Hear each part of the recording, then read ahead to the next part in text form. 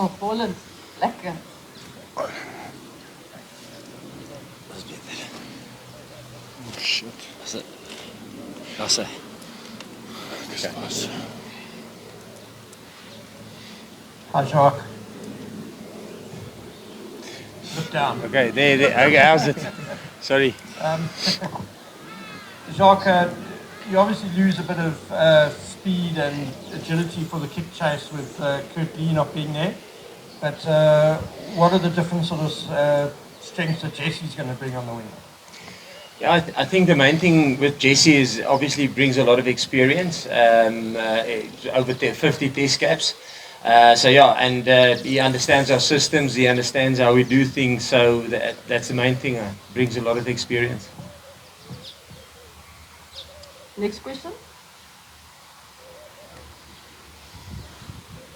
Jacques, I see the Kiwis have had a fair amount to say about the aerial game, and they're kind of just about accusing you guys of being a little bit too dangerous there. I mean, I know one of your players has already been suspended, but do you think there's any merit in that, or what they're saying about how you guys approach the kicking game?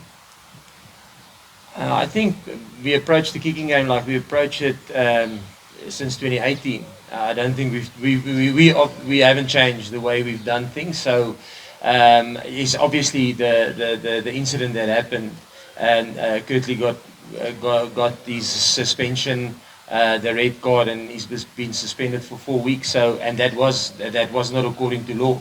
So we can't say anything about that. But Kurtley, I think he contested 5 or 6 high balls during the game, and the other 5 prior to that one was perfect. So yeah, I just think he got his timing wrong there. Jacques, the side. Yeah.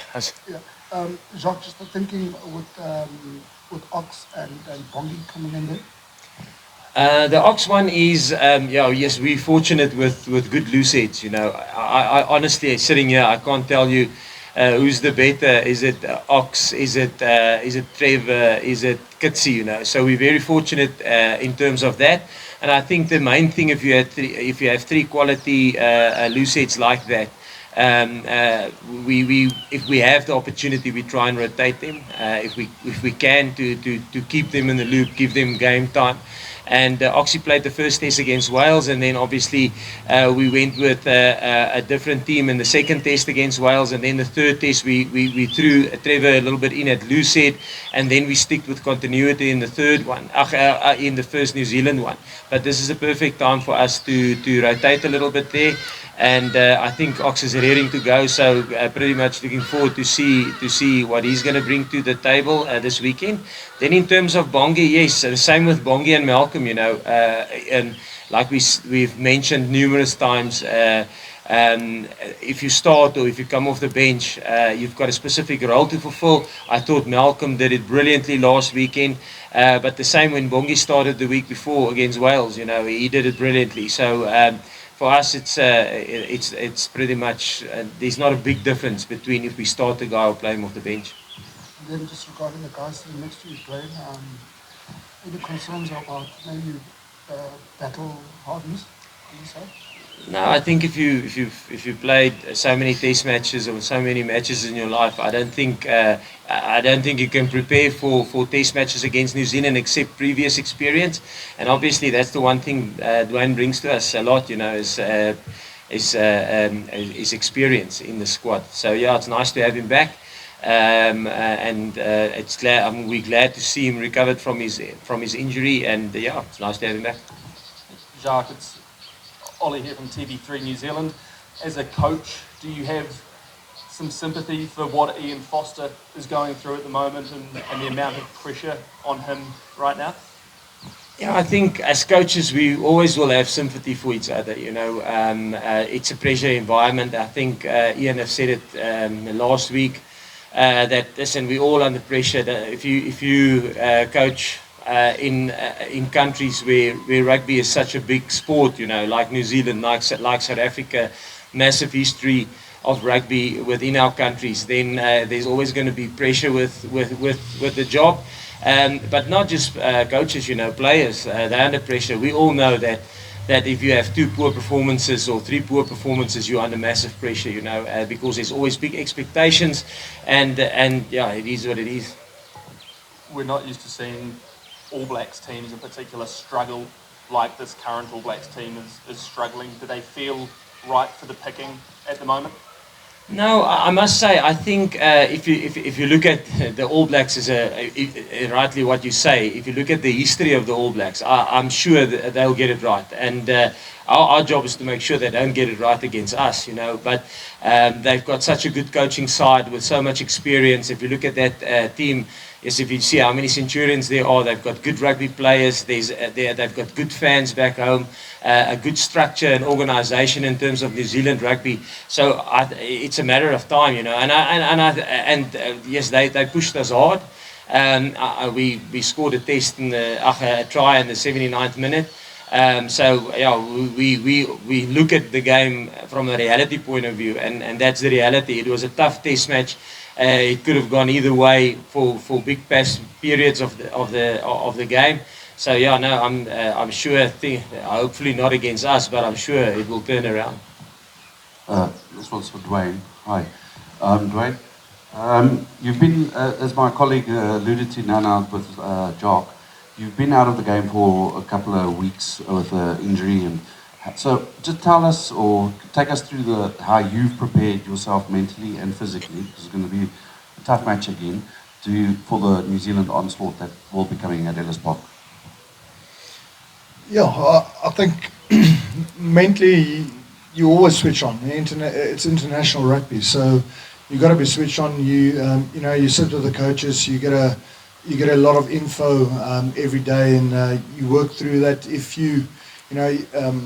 like you said, I was out for a bit. I go to some of the players. You sit with the coaches. You work through the lineouts and stuff, your plays and things like that. So mentally switch on, I think, is probably the easiest part for me, because also you've been in the game for a number of years. I think the physical thing is you just have to wait and see. I haven't played a game now in the past 6 to 8 weeks, so that's the only thing. And obviously we're playing at altitude, so I think it would make a difference. But we've got a strong group of guys, and you don't just play with 15 guys, you play with 23. So I'm going to give it my best and see how far I can push myself. And then obviously we've got our replacements that can come on. How's it, Jacques? How's it? Frans Mahove is a bit of a unsung hero for the Boks. Putting in the effort week in, week out. Very quite an unassuming guy. 50th Test, massive game last week again. Proud moment for him reaching that landmark. Yes, very much. I think yes. I've been working with Frans or coach with him. I'm fortunate enough to be coaching him since he was in the academy at Western Province. So we really come a long way, and it's I'm privileged to see a milestone game like this. And like you rightly say, I think he's an unsung, and not in our environment. I mean, I think if you have to tally up all the penalties that got kicked over for penalties that he scrummed, and for all the meters that we could have kicked when he got a penalty from a scrum in our exit zone, all the meters, if you tally up all those meters, Frans Nienaber has contributed a lot to the Springboks in terms of point scoring and in terms of gaining territory. So yeah, we understand that within the team. So for us, he's a big hero, like all our props are. And I guess that's the nice thing about rugby. Rugby is a game for all shapes and sizes. And Frans Nienaber is probably worth his weight. He's worth his weight in gold. Or why did I say like that? And Duane, coming back in this weekend, you'll be fronting up a guy like against Ardie Savea. Even during New Zealand's struggles against Ireland, he was immense. And he had a bit of a quiet game last week. So do you think a bit of a backlash this week, and how are you going to try to keep him quiet? Yeah, I must say we play number 8, but we play different styles. So we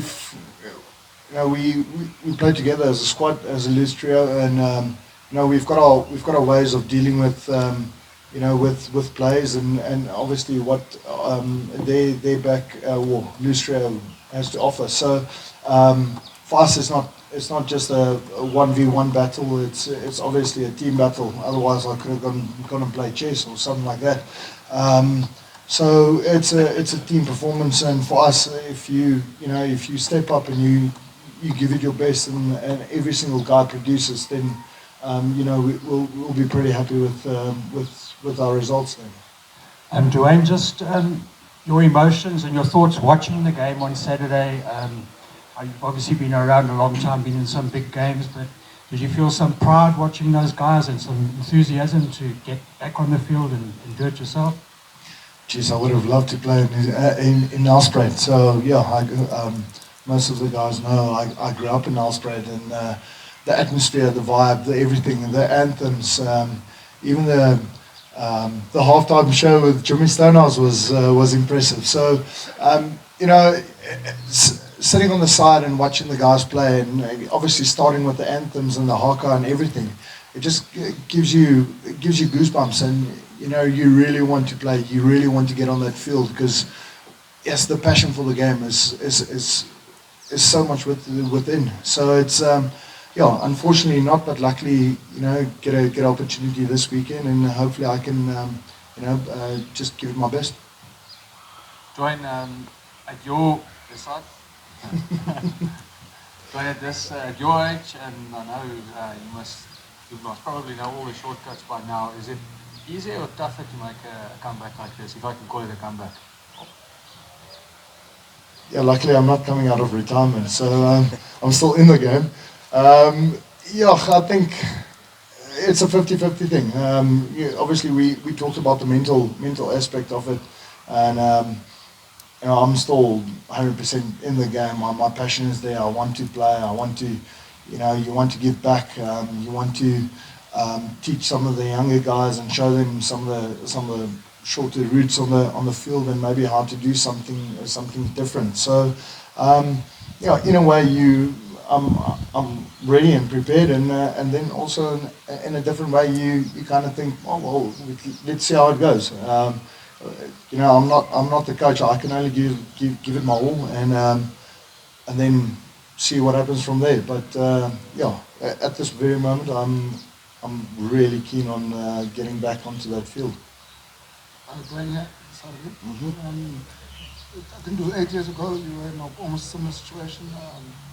All Blacks at Ellis Park, did the body and mind get excited again at the prospect of what could happen on Saturday, with you having sort of come through a similar way again? Yeah, I think that was the last time we beat New Zealand at Ellis Park. So it was, if you look back at it, it's 8 years ago. So it is a long time, and we really should this opportunity to get it back out there and play in front of a fully packed stadium. And there's some memories that comes up, and it was obviously a tough game, and it was another close encounter, but. It's just I'm just pretty pumped. I watched television last night or the night before that, and there was a replay of some of those games. So it was nice to see it and go through it and see the emotions back then, and hopefully we can carry that with us in a way. Well, some of the guys who played there, yes. Jacques, last weekend. You guys really dominated at the breakdown, some excellent turnovers, especially Malcolm Marx. This Saturday, the guy sitting next to you is pretty good at that as well, the breakdowns. That's a how big an extra string to your bow is that? Yeah, I think obviously to have the quality of Duane over the ball is awesome in the test match, and it's nice to have guys there to slow the New Zealand's ball down a little bit, because we all know how dangerous they can be if they get quality front football. We'll be chasing our tail if they get that right. It's going to be a big battle, I think, at the breakdown again. Coach, last week the big concern would have been the first minute knockout on Faf, but then Jaden came on and played a very solid game. What were your instruction for him this week as he heads to a starting berth against the All Blacks? And then I can also posit to you, Duane, also on Jordan. What is the different communication skill that you have to have with him, and how are you guys going to combine as the interlink between the forwards and the backs? No, the instruction to Jaden will be the same. If you start or not, it stays the same. So, yeah, he's got to play his game and he's got to do what he do.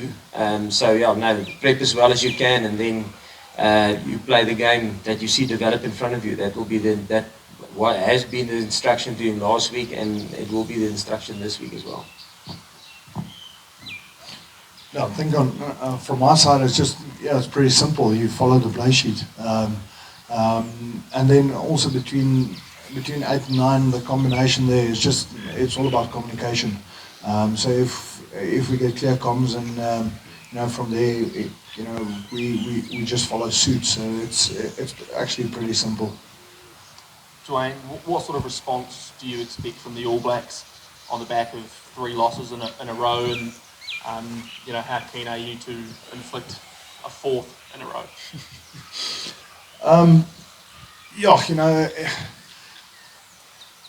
I haven't seen New Zealand. Well, it's the first time in history, New Zealand's history, that they, I think, number 5 in the world ranking, and that's one thing that will also, push them to be in a different level, a next level coming Saturday. So, it hurts. It's difficult to be down like that, but obviously you get some downs before you get ups again. It's like a heartbeat. If you flatline, you're dead. So, I'd rather have a heartbeat than flatline. So, like the coach said earlier, it's also a massive game for them, and they will definitely be up for it. And so both teams are ready for this game, and I think they will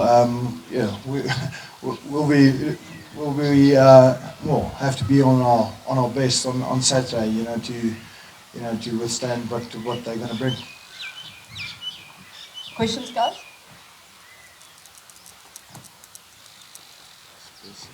Jacques, just a word on bringing in Canan Moody yesterday.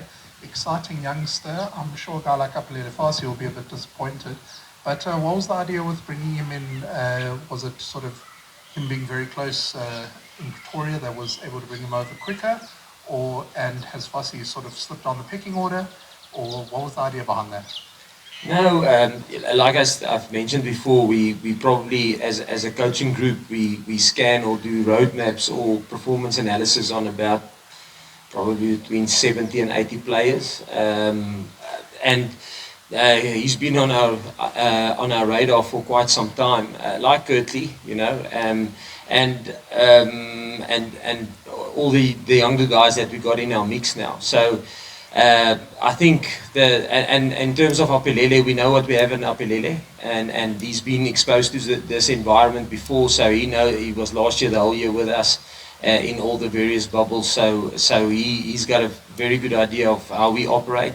This will be Caden's first time that he will be in our environment, and I think for him it's just to learn and to enjoy the experience and to impress us as much as you can. Try and get hold of the environment first and how we do things. In terms of our preparation, getting to know the players, getting to know and understand the coaches, and then to impress us on the field and use his opportunities. So the thinking behind bringing him into the squad, we really like what we see in him, and what he produced with the Bulls. Between him and Kirtley, they had a great understanding with the Bulls, and they took the Bulls, beating Leinster in Leinster, in Dublin is a big feat, and he was brilliant. I thought in that game he was brilliant in the final against the Stormers. So now he's played some good rugby. He's here not because he's close by, because he's really performed. Questions, guys? Or do you want to switch to Afrikaans? No more questions? Anything in Afrikaans? Duane, Afrikaans, please. Just on the physical aspects of facing New Zealand, also the fact that you're coming back from surgery and that they're fifth in the world now and trying to stable for fourth defeat in a row. If you could just wrap all that up. Nice. Do you have 30 minutes? Ja, so ek dink na laasnaweek week gaan dit 'n groot game wees. Ek dink New Zealand is hulle seer gemaak. Hulle het ons het daaroor gepraat. Hulle lê 5de op die wêreldranglys en dit is die eerste keer in hulle geskiedenis wat hulle daar is. So dit is regtig 'n moeilike plek waarin hulle is, maar soos ons New Zealand ken en die manier hoe hulle speel en so en glo ons hulle sal vinnig al uitkom. Dit is 'n goeie span, is 'n goeie coaching staf. Ek dink net dit is klein goedjies wat op die oomblik net nie vir hulle werk nie, maar ons weet dit gaan definitief terugkom. En dan die naweek dit gaan taaf wees. So ons sien uit, ons brei voor soos wat ons het die vorige weke en so aan. En jy weet, as ons op die veld is, gaan ons maar vat soos wat hy kom. Jy kan nie altyd vir alles beplan nie, maar ons beplan so goed ons kan. En dan vir my is dit 'n sekere interessante enetjie om terug te kom op altitude. Die lugdruk is nogals bietjie dun hier, so om die eerste toets na 'n goeie 8 weke van na my besering of operasie op my knie weer terug te kom gaan lekker moeilik wees, maar ek dink jy weet jy het goeie vertroue in die coaching staf. Ons het lekker gewerk in die laaste paar weke en ek dink ek sien uit om my deel te kan doen en net terug te gee in die span en solank as moontlik op die veld te kan bly en jy weet jy gaan jou alles gee en as daai alles net vir 40 of 50 minute is, het ons ons het darm 'n span van 23 ouens en nie net 15 nie. So daar is ouens wat laasnaweek gespeel het en wat op die bank sit wat baie honger is om nog steeds 'n verskil te kan maak in daai groep. So ek dink dit gaan 'n fantastiese atmosfeer wees ook op Ellis Park. So ons sien baie uit. Jacques, just in Afrikaans, what Badspinter? Frans. Badspinter means to the team,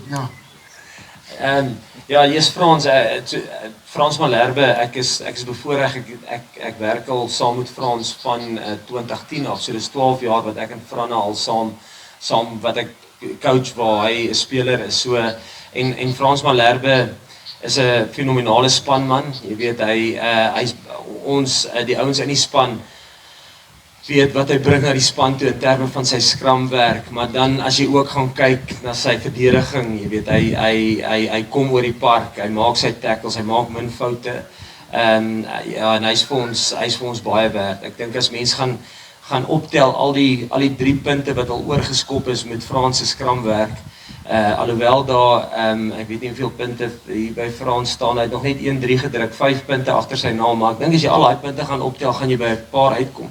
En ook as jy al die skrams, die penalties wat hy al geskram het in ons helfte, waar ons die bal veld op kan skop, en net lekker 40-50 meter vorentoe loop, jy weet. Dis baie meters wat hy al vir die span al gedra het. So, ek's bevoorreg om deel te wees van hierdie mylpaal wedstryd van hom, en ek sien uit om hom Saterdag in aksie te sien. Duane, tong in die kies amper. Is jy teleurgesteld, jy is nie deel van die bomb squad nie, of dink jy juist eintlik op altitude is dit dalk 'n bietjie van 'n moeiliker taak amper soort van? Ja nee, ek dink dit is nogals 'n moeilike vraag.